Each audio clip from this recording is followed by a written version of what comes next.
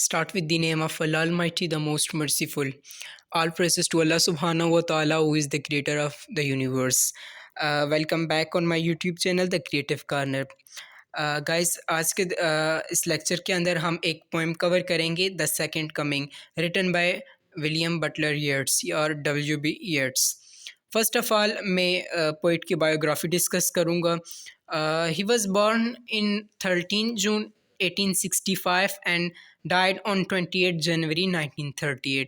ये तो होगी WB येट्स की डेट ऑफ बर्थ और date of death. And now he was Irish poet and dramatist, and one of the famous figure of 20th century. He belongs to 20th century, and he was Irish, and he was poet and dramatist, and he was the member of Irish Literary Renaissance. The Irish Literary Renaissance basically जो थी वो 19th century के and में start हुई और 20th century की beginning के अंदर एंड हुई. और इस आयरिश रेनेसा का जो पर्पस था वो ये था कि आयरिश लिटरेचर को सेव किया जाए, आयरिश वर्क को जो है वो सेव किया जाए. और ये WB येट्स जो थे वो फाउंडर ऑफ एबे theatre and national theatre of Ireland के ये फाउंडर थे. और इस जो नेशनल थिएटर ऑफ आयरलैंड और एबे थिएटर जो था, इसका जो बुनियादी तौर पर जो मकसद था वो ये था कि आयरिश लिटरेचर, आयरिश ड्रामा को सेव किया जा सके. और इस थिएटर ने इस आयरिश रेनेसा के अंदर बहुत अपना एक मेजर रोल प्ले किया in order to save the Irish drama. And in 1923, the correct date is 1923, he was awarded the Nobel Prize in Literature due to his contribution in English literature. He was awarded as the Nobel Prize. And after that, he was the modern poet and passionate for Irish nationalism. इस point को ज़रा समझने की ज़रूरत है. ये तो basically modern poet थे, लेकिन ये इनर्जेटिक थे, पैशनेट थे for Irish freedom, for Irish nationalism, for Irish nation. क्योंकि आयरिश के ऊपर एक ये जो आइलैंड था इसके ऊपर, जहाँ पर ये डबलिन आइलैंड, वहाँ पर ब्रिटिश रूल जो ब्रिटिशर्स जो थे वो वहाँ पर रूल कर रहे थे. और वो इनके ऊपर जो आयरिश पीपल थे उनके ऊपर बहुत मतलब कि उनके ऊपर ये एक तरीके से ऑप्रेसर्स की सूरत में इनके ऊपर थे. और आयरिश के जो लोग थे, जो उस आइलैंड के जो लोग थे, उनको वो बेसिक राइट्स नहीं देते थे. सो जो WB येट्स थे वो एक अपने फ्रीडम के लिए पैशनेट थे और वो क्वाइट इनर्जेटिक थे. और इस चीज़ को हम उनकी पोएम ईस्टर्न 1916 के अंदर भी देख सकते हैं कि कैसे उन्होंने एक जो फ्रीडम फाइटर्स थे उनके इसका स्केच खींचा और कैसे बताया कि कैसे लोग अपनी फ्रीडम के लिए वर्क कर रहे हैं.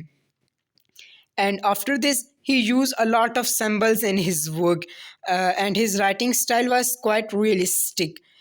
So he, according to some critics, we can say that he was considered as the poet of symbols, or the writer of symbols. So he used lot of symbols in his work, and his writing style was quite realistic. The best example is Easter 1916.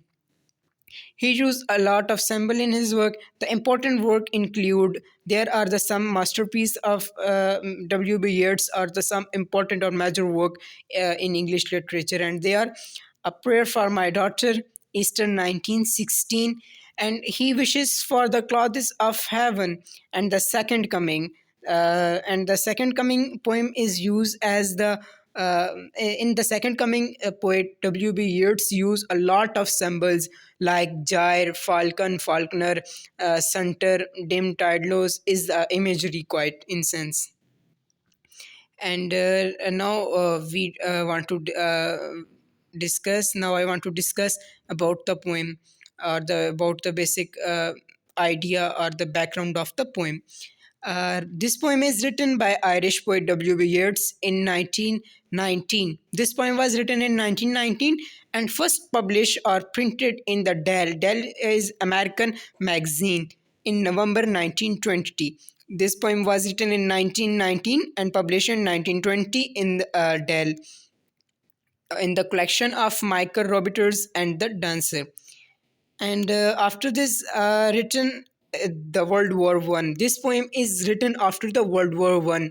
And yeah, this point is very important. आपने इस point को ज़हन में रखना है, क्योंकि poem किसी हद तक इस point पर भी बेस करती है, because के in we discuss in the writing style of the WB Yeats that he was write quite realistic. So this he was the eyewitness of that World War I, and he make the sketch from World War I in this poem, The Second Coming.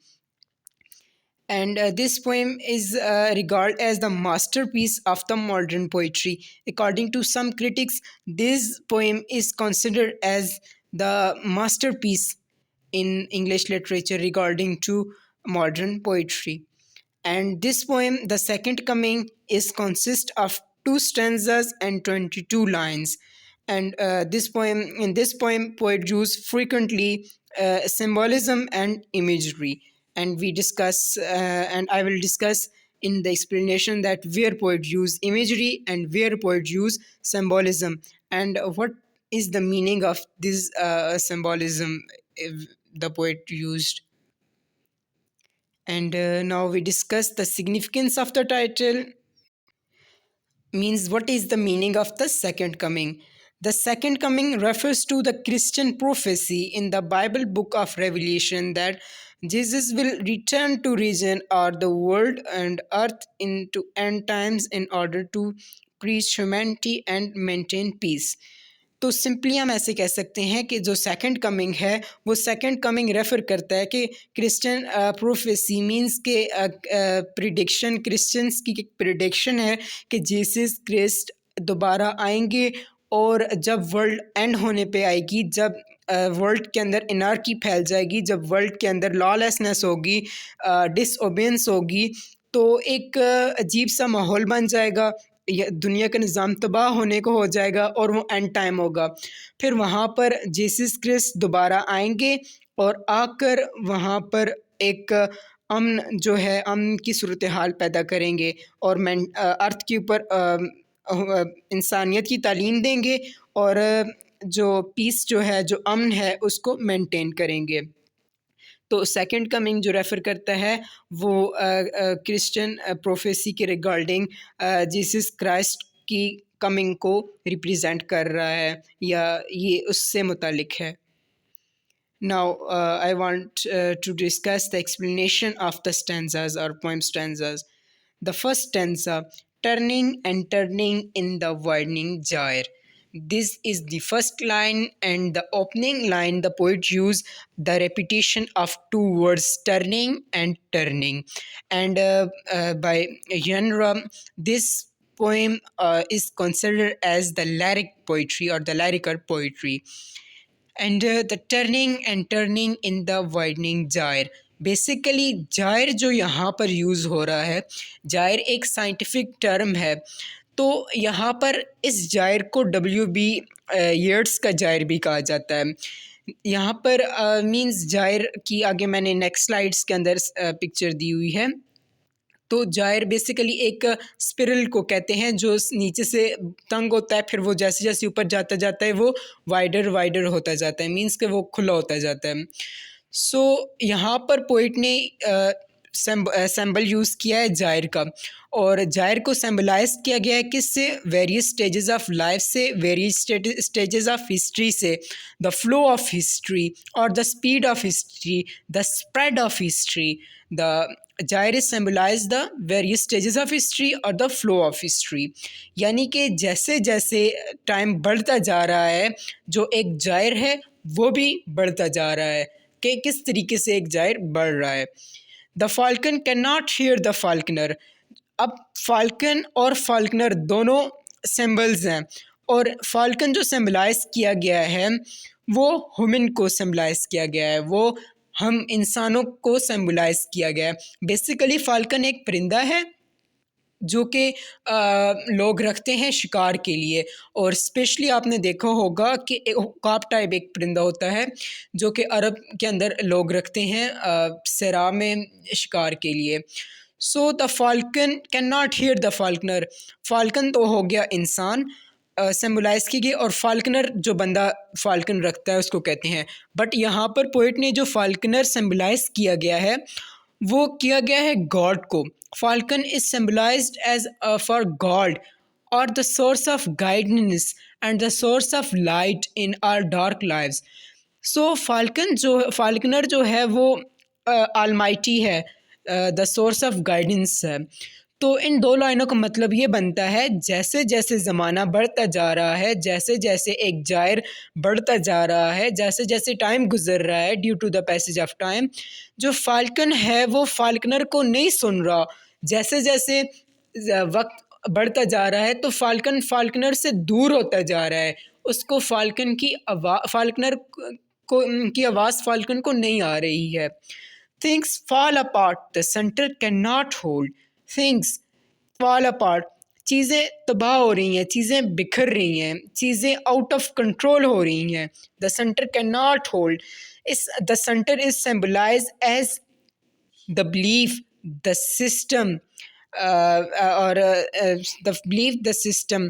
And according to some critics, this line is portrayed as the postmodernism, اور we are the in postmodernism. اور یہ line ہماری اوپر بہت اچھے طریقے سے employee ہو سکتی ہے. So the things fall apart the centre can not hold. اس کا مطلب یہ ہے کہ جیسے جیسے ہم ایک بلیفس ہم سینٹر سے دور ہوئے ہیں. سینٹر کیا ہے؟ سینٹر آلمائٹی ہے. Centre the source of guidance ہے. سینٹر کیا ہے؟ ہمارا بلیف ہے، ہمارا سسٹم ہے. اور جیسے جیسے ہم اپنے بلیف سے، اپنے اللہ آلمائٹی سے، جیسے جیسے ہم اپنے گاڈ سے دور ہوتے گئے ہیں تو چیزیں بکھر گئی ہیں، چیزیں تباہ ہو گئی ہیں.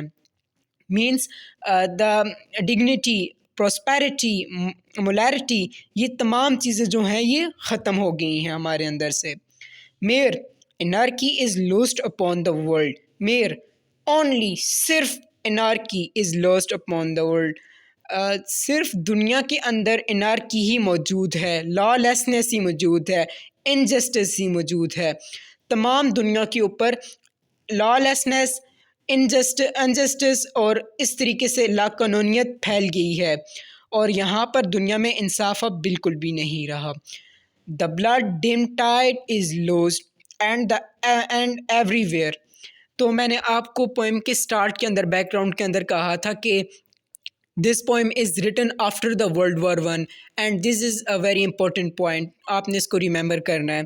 تو یہ امیج ورلڈ وار ون سے اٹھائی گئی ہے کہ کس طریقے سے ایک بلڈ ڈم ٹائڈ جو ہے وہ blood, the stream of blood پوری دنیا پر پھیل گیا ہے.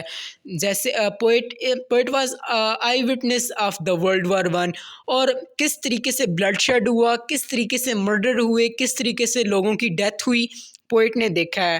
اور world war one quite wars of war, means کہ وہ بہت گریٹ وار تھی 1914 سے 1918 تک.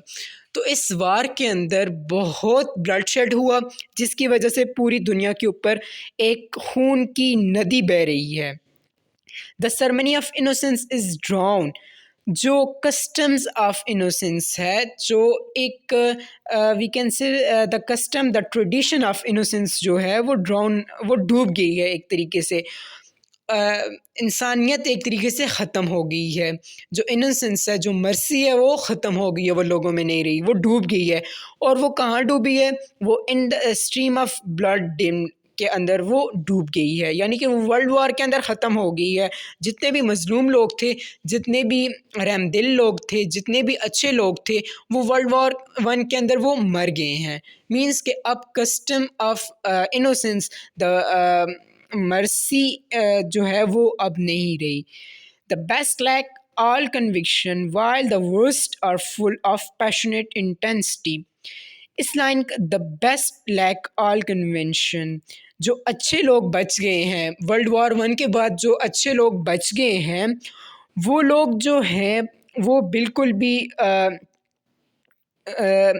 وہ ان کے اندر جو یقین ہے وہ بالکل ختم ہو گیا ہے. Conviction mean belief, the deep belief, اور ان کے اندر ایک جو ڈیپ بلیف ہے اس کی کمی آ گئی ہے، مینز وہ اب یقین کرنا انہوں نے چھوڑ دیا ہے. While the worst are full of passionate, لیکن جو ورسٹ ہیں، جو اچھے لوگ نہیں ہیں، جو مطلب برے لوگ ہیں، وہ بہت انرجیٹک ہیں، وہ اپرچونٹی کی تلاش میں ہے، کب انہیں کوئی ایسا کام کرنے کو ملے جس کے اندر لوگوں کا برا ہو اور وہ بھاگ کر اس کام کو کریں. مینس اچھے لوگ جو بچ گئے ہیں، وہ اچھے لوگوں کے اندر یقین کی کمی ہے، اور وہ کسی بھی ان کے سامنے کوئی اچھا کام ہو رہا ہے تو وہ اس کو اپریشیٹ نہیں کریں گے، اگر ان کے سامنے کوئی برا کام ہو رہا ہے تو وہ اس پر کمنٹ نہیں کریں گے. مینز وہ کہہ رہے ہیں بس جیسا چل رہا ہے چلنے دو، ہمیں اس سے کوئی سروکار نہیں ہے. تو جو برے لوگ ہیں وہ برے کاموں کو کرنے کے لیے پیشنیٹ ہیں، انرجیٹک ہیں، جبکہ اچھے لوگ وہ بالکل ان کے اندر یقین کی کمی ہو گئی ہے، نہ وہ اچھے کاموں کو اپریشیٹ کرتے ہیں، نہ برے کاموں کے اوپر کرٹیسائز کرتے ہیں. They remain silent. Surely the some revolution is at hand.